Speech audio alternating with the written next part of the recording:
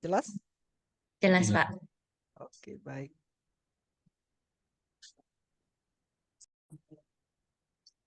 Baik. Bismillahirrahmanirrahim. Assalamualaikum warahmatullahi wabarakatuh. Waalaikumsalam. Mohon izin, pertama-tama saya ucapkan terima kasih buat Pak Kabit dan para panitia yang telah mengundang kami.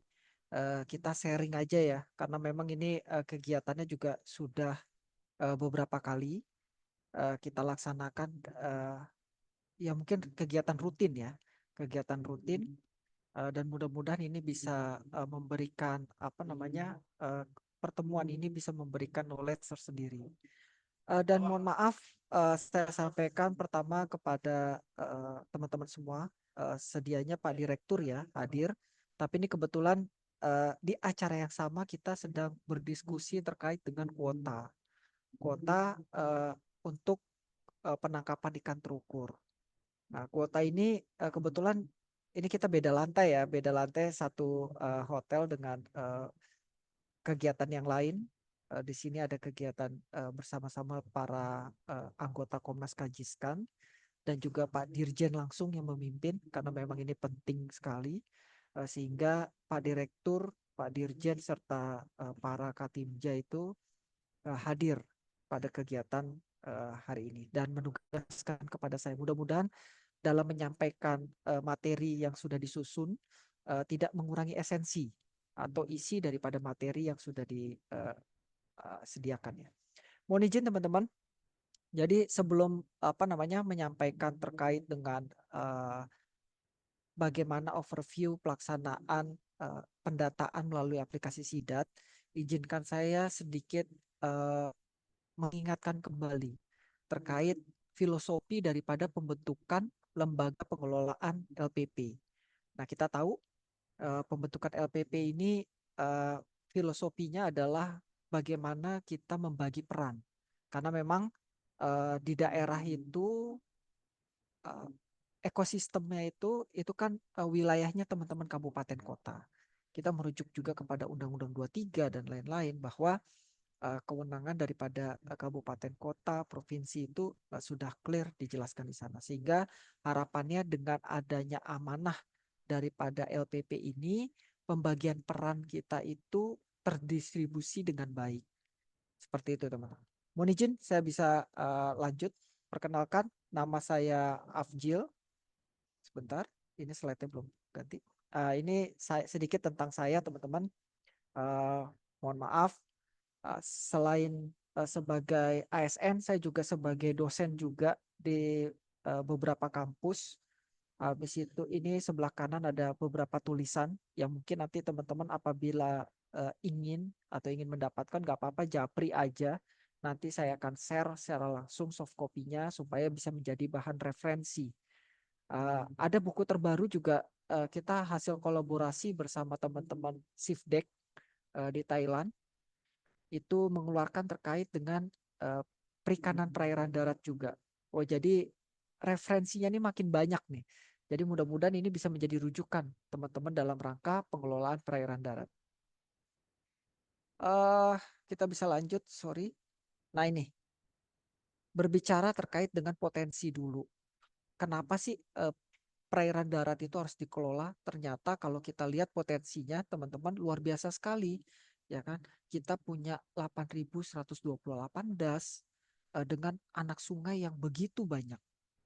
Nah, kalau kita lihat dari potensi produksinya saja 4,923 ton per tahun.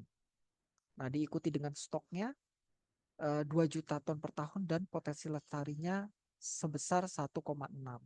Ini luar biasa sekali teman-teman.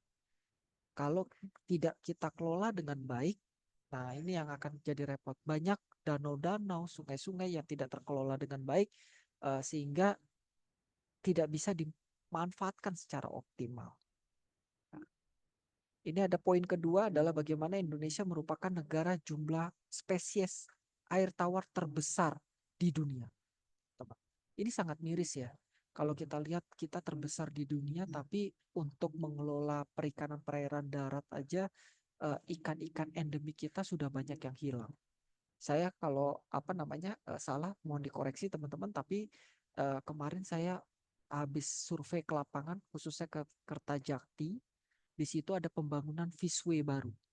Itu hasil kolaborasi kami dengan teman-teman BRIN agar pihak daripada swasta itu membangun Fishway. Karena dari studi yang dihasilkan, dengan dibangunnya Fishway ini, itu akan mengurangi terhadap degradasi daripada habitat ikan kita. Nah, bandingkan dengan bendungan-bendungan yang tidak punya fishway, itu luar biasa sekali. Banyak ikan yang hilang. Ya memang apa? Kenapa bisa hilang ya? Karena memang sifatnya ikan. Ikan itu berbuaya dan lain-lain, bermigrasi, dia mencari tempat yang ingin dia bertelur dan lain-lain. Banyaklah kebutuhannya kan. Sehingga dari hasil studi dibutuhkan yang namanya fishway. Nah, ini yang teman-teman ya, yang perlu ini. Akhirnya kita coba kolaborasi, diskusi bersama di Kertajati itu satu-satunya fishway yang baru baru dibangun. Ya istilahnya hasil diskusi ilmiah gitu. Kalau dulu-dulu kan fishway itu dibangun hasil dari mindsetnya orang Jepang, habis itu orang Australia dan lain-lain. Nah, kalau ini benar-benar karya anak bangsa sendiri. Nah, ini luar biasa sekali. Habis itu dari ikan air tawar terbesar, kita masuk kepada jenis spesies, terutama ikan sidat yang luar biasa sekali. Ada 9 spesies sidat yang ada di Indonesia. Nah, selanjutnya adalah banyak lagi ikan hias, ya kita nggak usah ini ya. Uh, Luar biasa sekali potensinya. Nah, ini kalau kita nggak kelola dengan baik, ya otomatis kita nggak bisa memanfaatkan. Nah, apa permasalahan umumnya dari potensi ini? Ternyata ada beberapa permasalahan umum, mulai daripada pencemaran, hilangnya beberapa ikan, terus masuk ke ikan invasif dan lain-lain. Nah, ini yang saya harap dari pertemuan ini kita bisa dapatkan insight-insight atau masukan-masukan dari teman-teman kabupaten kota maupun provinsi, bagaimana eh, pengelolaan ikan perairan darat khususnya ke depan. Saya tertarik dari matrik ini memberikan apresiasi kepada Kabupaten Bogor yang luar biasa sekali dengan masif sepanjang 2 tahun belakangan menyusun profil perikanan perairan darat. Mereka sudah mengidentifikasi 92 situ yang ada di Kabupaten Bogor. 92 situ. Itu teman-teman Kabupaten Bogor itu melakukan secara konsisten sehingga memperoleh data-data. Ini luar biasa sekali apresiasinya. Gitu. Sehingga nggak usah teman-teman yang mengajukan proposal, saya yang menanyakan kira-kira pusat itu mau support apa lagi, ya kan? Karena apa? Ini apresiasi gitu loh. Kira-kira apa yang teman-teman Kabupaten Bogor butuhkan. Nah, ini yang perlu kita sama-sama ya. Gitu. Jadi ini mudah-mudahan teman-teman di sini juga bisa mengadopsi kabupaten-kabupaten yang concern dengan perikanan khususnya perairan darat. Nah, ini adopsi pentahelik ya, dalam ilmu manajemen kita tahu ada posisi ada 5 karena memang pentahelik. Ada pemerintah, NGO, akademik, swasta, dan masyarakat. Nah, jadi mengelola perikanan perairan darat itu nggak bisa sendirian, Bapak Ibu semua. Banyak strategi atau kolaborasi ya kan bersama-sama agar pengelolaan perairan darat itu tidak dikerjakan oleh pemerintah gitu.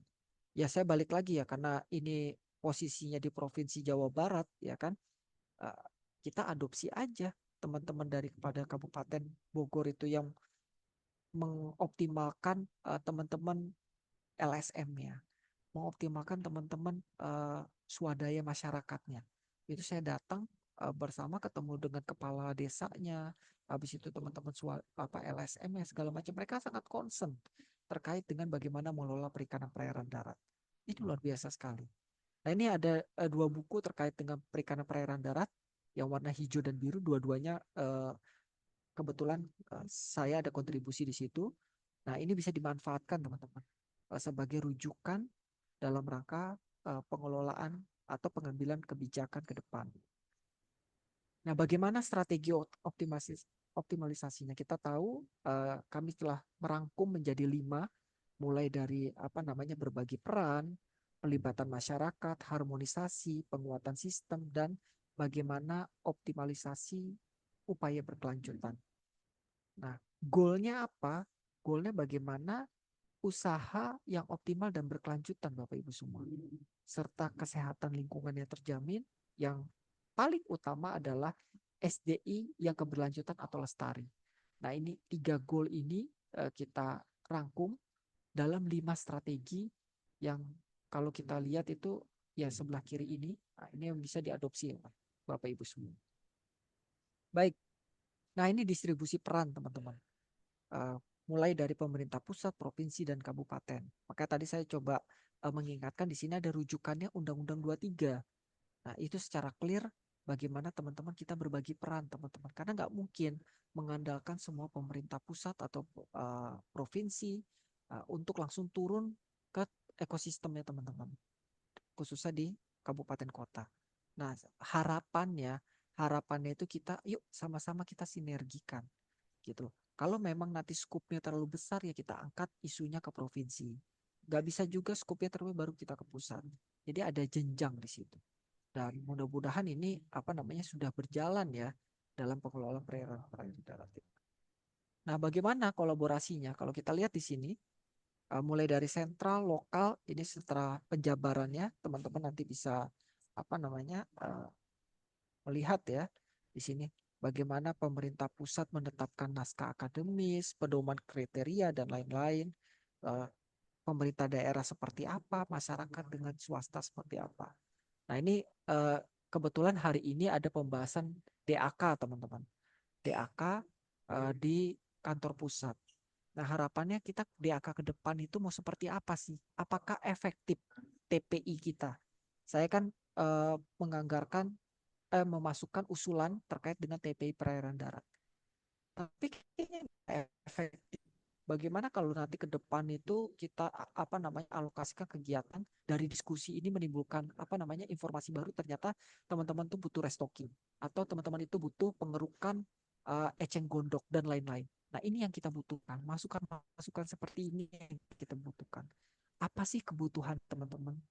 Nah, sehingga nanti kita bisa alokasikan ke dana alokasi khusus yang langsung teman-teman dapatkan di kabupaten kota, sehingga pelaksanaan kegiatannya itu bisa jauh lebih masif dalam rangka pengelolaan perairan darat.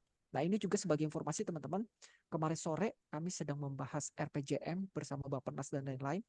Nah, alhamdulillah sekarang Bappenas juga udah mulai konten terkait dengan perikanan perairan darat. Ada kegiatan yang secara eksplisit Bappenas itu menyampaikan bahwa kegiatan terkait dengan revitalisasi perikanan perairan darat. Nah, ini yang ayo kita manfaatkan, ya kan? Kita manfaatkan bagaimana pengelolaan perikanan perairan darat ke depan. Nah, usulan-usulan, meskipun nanti ini kegiatannya terkait dengan operasional aplikasi SIDA, kita butuh usulan-usulan dari teman-teman, insight-insight dari teman agar ini bisa kita bawa sebagai pembahasan nanti di level kebijakan. Nah, ini teman-teman ya, amanah terkait dengan penyusunan RPP, LPP. Nah, sekarang kita posisinya sedang pembahasan. Nah, khususnya yang RPP. Nah, ya, ada yang bocor? Oke. Nah, RPP ini sudah kita susun, teman-teman. Hasil daripada beberapa diskusi beberapa kali diskusi, dan ini sudah dikonsultasi publikkan. Tinggal Oke, tinggal nanti dibahas di level kepala biro. Mudah-mudahan ini bisa dengan lancar. Semoga ini dan ini bisa jadikan rujukan. Nah, dari RPP WPP ini, teman-teman nanti bisa membuat RPP. Ya, halo? Ya, tes. Suaranya kurang keras, Pak, izin. Oh, gitu. Seperti ini cukup? Tes. Cukup? Cukup, Pak. Oke, baik. Ya, jadi nanti dari WPP perairan darat ini nanti teman-teman di daerah juga bisa membuat RPP juga. RPP Sumpama, RPP ikan belida atau ikan dewa atau dan lain-lain. Jadi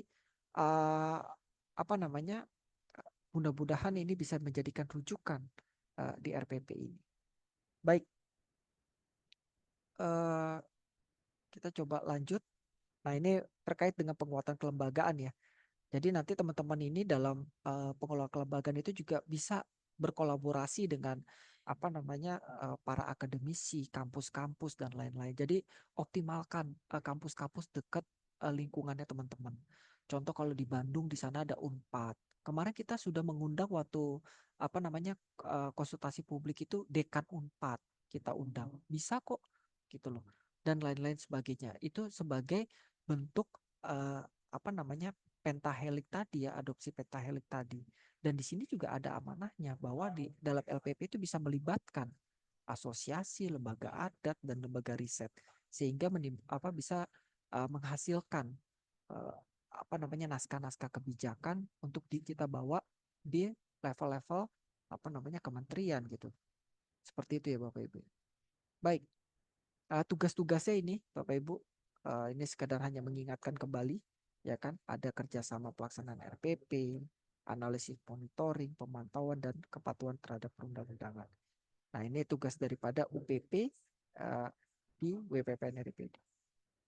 Nah ini gambar status hasil survei yang sudah kita lakukan. Nah di 433 ini masih tergolong banyak sekali ya merahnya.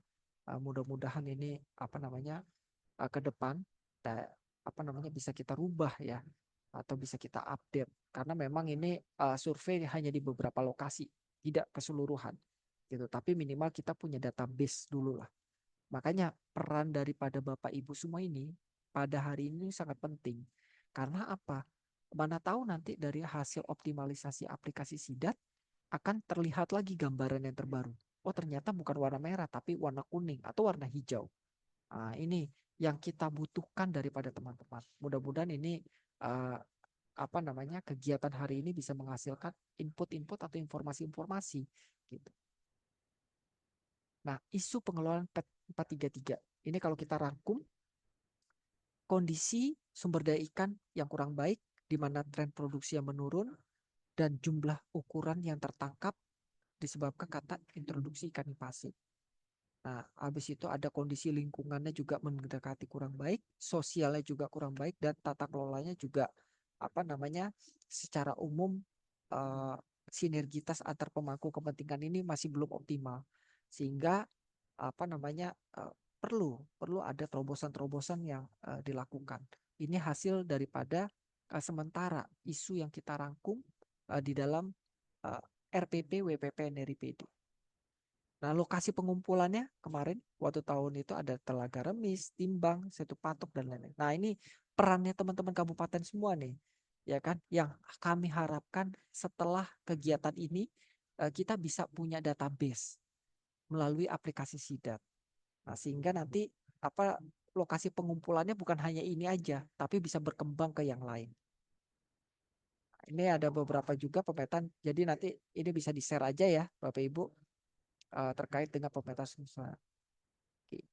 Baik, itu saja dari saya. Mungkin nanti secara teknis terkait dengan aplikasi Sidet bisa diteruskan oleh Mbak Ika. Eh, dan mohon izin teman-teman panitia karena memang kegiatan pada hari ini cukup padat. Saya nanti di sini ada Mbak Ika. Saya juga aktif secara online. Tapi mudah-mudahan nanti kalau ada pertanyaan segala macam mungkin bisa langsung ditanyakan ke Mbak Ika ya. Dan nanti insya Allah kalau memang memungkinkan saya bisa menjawab secara online juga.